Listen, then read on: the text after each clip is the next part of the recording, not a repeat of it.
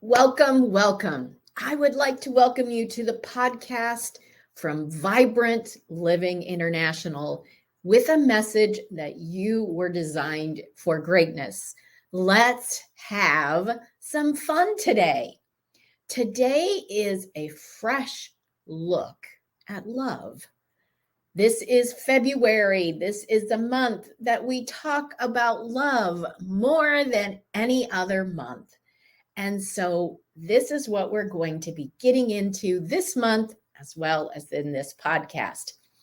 My passion as a life mastery coach is to empower you to master life, spirit, soul, and body. I want you to completely live vibrantly.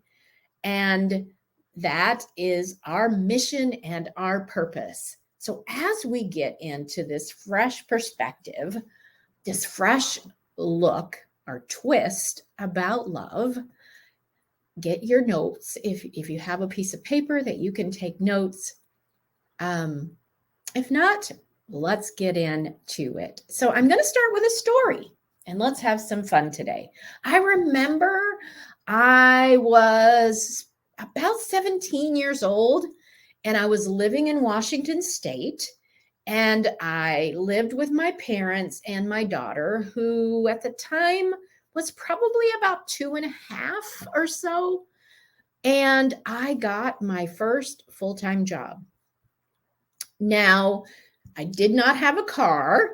So to get to this job, I had to walk a mile to the bus stop, take the bus downtown, change buses, and go to another bus that took me to my job, and then repeat that in the evening when my job was complete. Now, in the winter, I did it. By the time I was walking home in the evening, it was dark because it got dark earlier. And I did that no matter what the weather was like, rain, snow, didn't matter.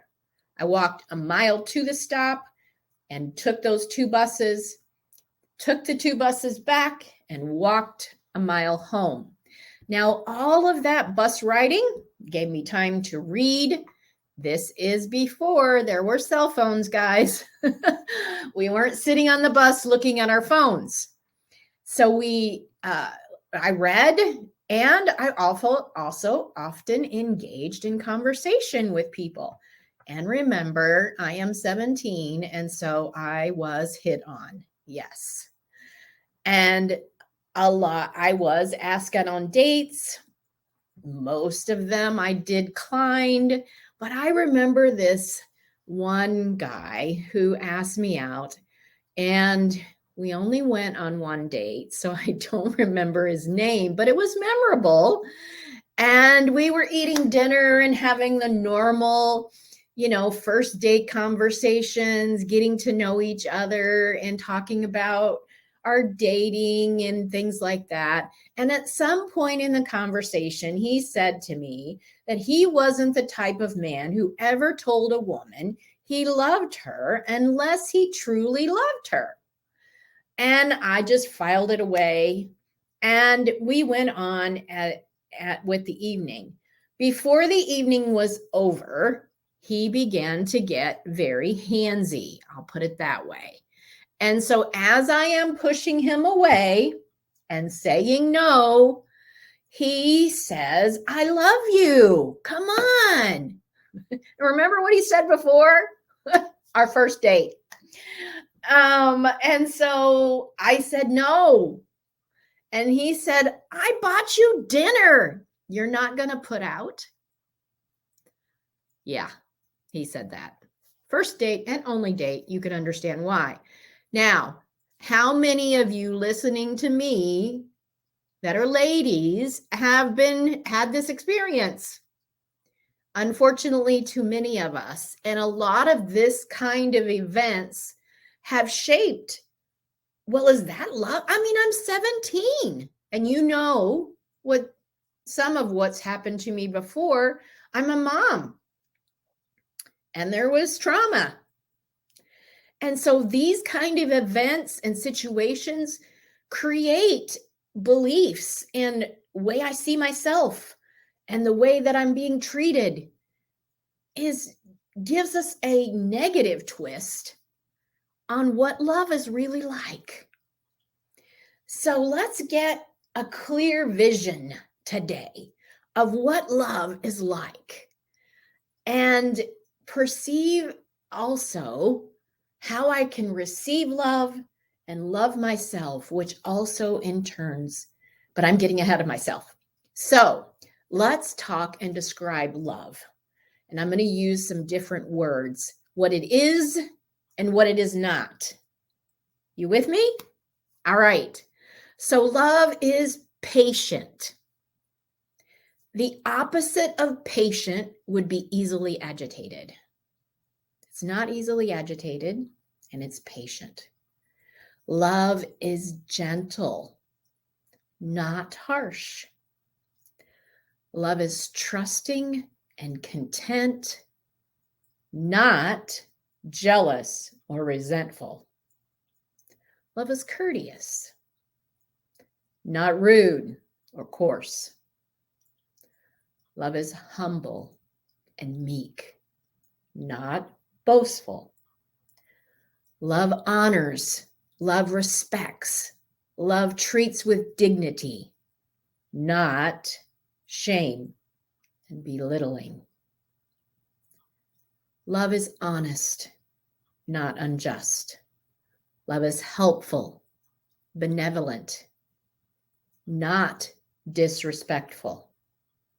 Love is calm, tranquil, not easily irritated. Love is carefree. And the opposite was it takes offense easy. That's what love isn't. It doesn't take offense easy. Love celebrates honesty, not hiding the truth.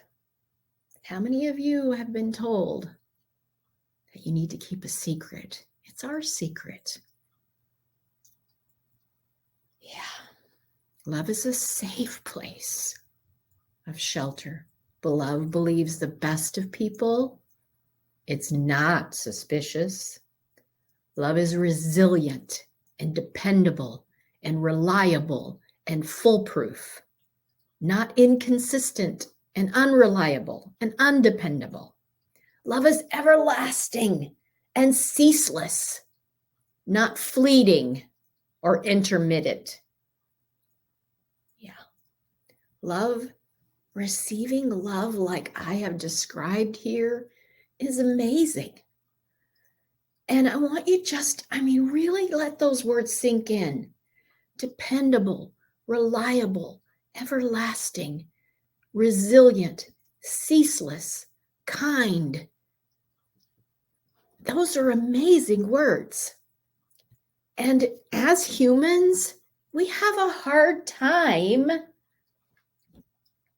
speaking and behaving in that manner. And in truth, God is the only one who is able to consistently love like that. And we can learn, but it is something. But God is love. It isn't something he works up. It isn't something he tries to do. I'm going to give it a go. God is all those things. And the fresh twist that I want to bring today is, what if we could love ourselves like that? What if you were always patient and kind with yourself? What if you always believed the best of you? What if you were always resilient? What if you didn't take offense easily with yourself? What if you honored yourself, helped yourself? What if you loved yourself like that?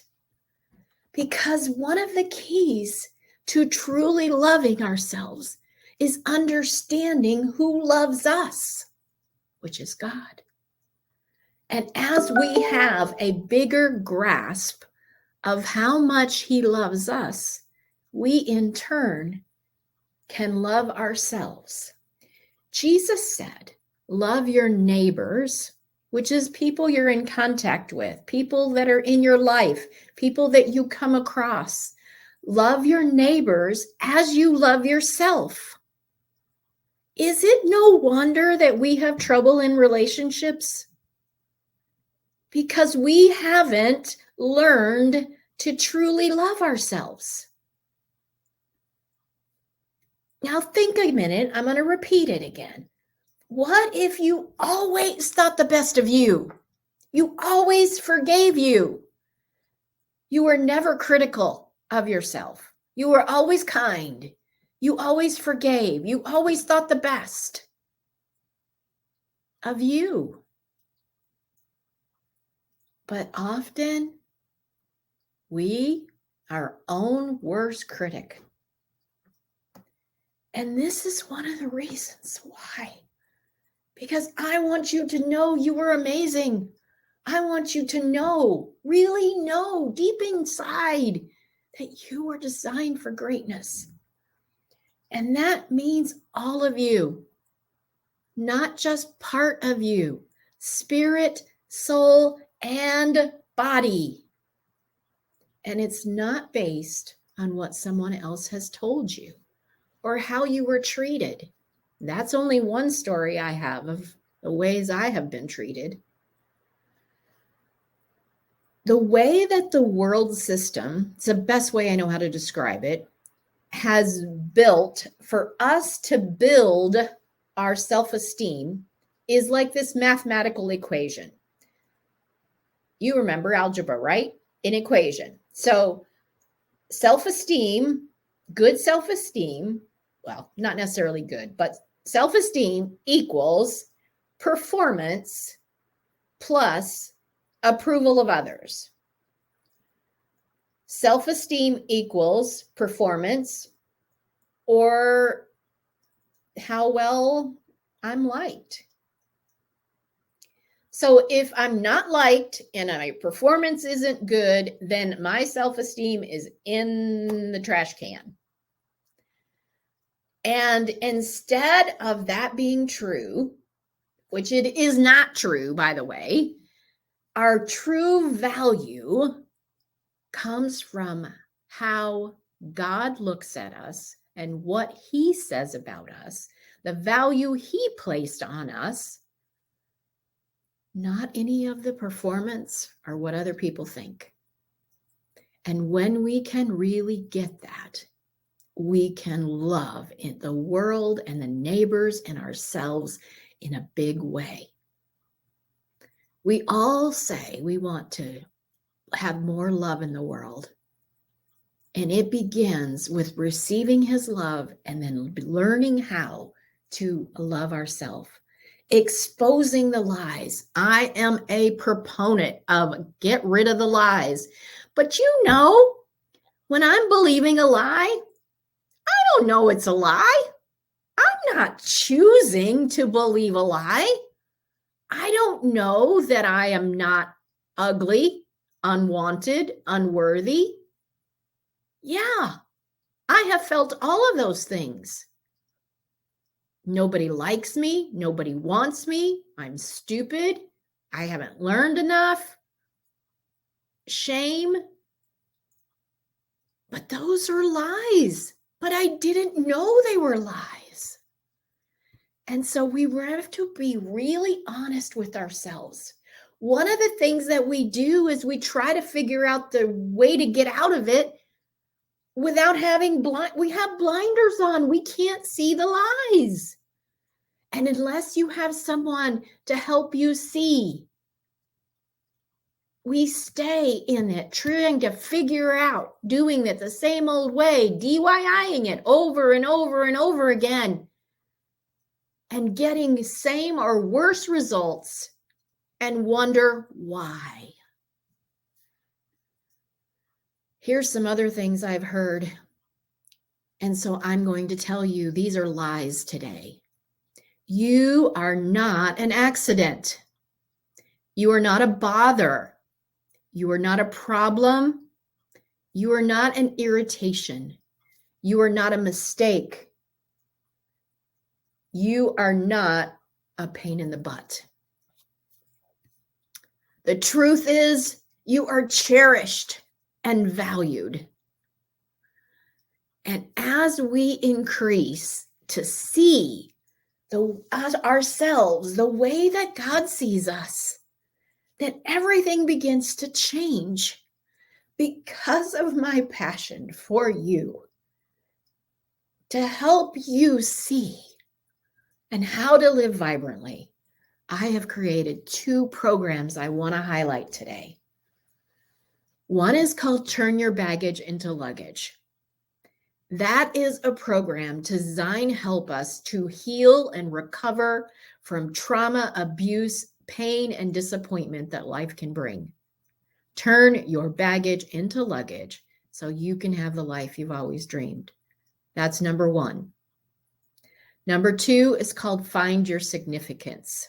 This is a Bible-based program exposing lies in an amazing way so that we can apply God's truth to it to find our significance in who He says we are, not in what the world system says we are. Those are 2 resources that are available to you. They will transform your life, or you can keep doing it the way you've been doing it.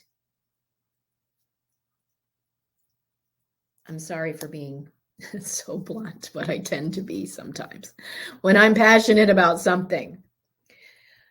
So we can learn to build our self-esteem on who God says we are or what the world system says we are. And to help you hear how God feels about you, I want to read a section of scripture for you. So wherever you are, if you can close your eyes and listen as if this is God speaking to you. Part of it will be God speaking to you, and then there will be a response of you responding back to God. You ready? Take a deep breath. Close your eyes. I know everything there is to know about you. I perceive every movement of your heart, of your soul, and I understand every thought you think. I am so intimately aware of you that I read your heart like an open book. I know all the sentences that you are about to speak before you even speak. And I love you. I know every step that you will take even before your journey begins. I have gone into your future to prepare a way, to prepare answers, and in kindness bring healing to spare you from the pain of your past, to heal you. I have laid my hand on you. You are mine. I love you. And then my response back to God. God, this is too wonderful. This is too deep. This is too incomprehensible. Your understanding of me makes me scared with wonder, and it gives me strength. Is there anywhere I could go from you? Anywhere I could run and hide? To heaven, below the earth, in the sky. You were there. Wherever I go, you are there when I turn to you. There is no darkness that can hide me from you. There is no night because you are light. You formed my innermost being, shaping all of my intricate insides in my mother's womb. I thank you, God, for making me so mysteriously complex. I thank you for loving me. Everything you do is breathtaking. how you know me. You formed every bone in my body and created me in that secret place. You saw me before I became me. Every moment you're thinking of me. It amazes me. I lie awake thinking, God, you're with me. I invite you to search my heart, gaze into my mind, reveal to me the lies I am believing, and expose all of my anxious worries and cares. Look and see if there's a path of pain that I'm going to walk on, and lead me back to you. I thank you for loving me.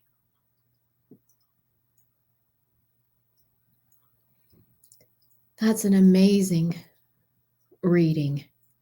And I wish for you with all my heart that you will begin to understand the depth, the breadth, the height of his love for you. No matter what you have experienced, there is hope. You can live vibrantly. There is healing and restoration and hope available. So if you are ready to quit trying to figure it out on your own, figuring out what's hidden with my blinders on, then there is a link in the show notes that you can schedule a call with me, and it's absolutely free. Or you can text me as well. The number will also be in the show notes, but I'll tell you here, it's 616-710-1254. I believe in you. My heart is for you. So I will close with saying, from my heart to yours, may you know how much you're loved. Bye for now.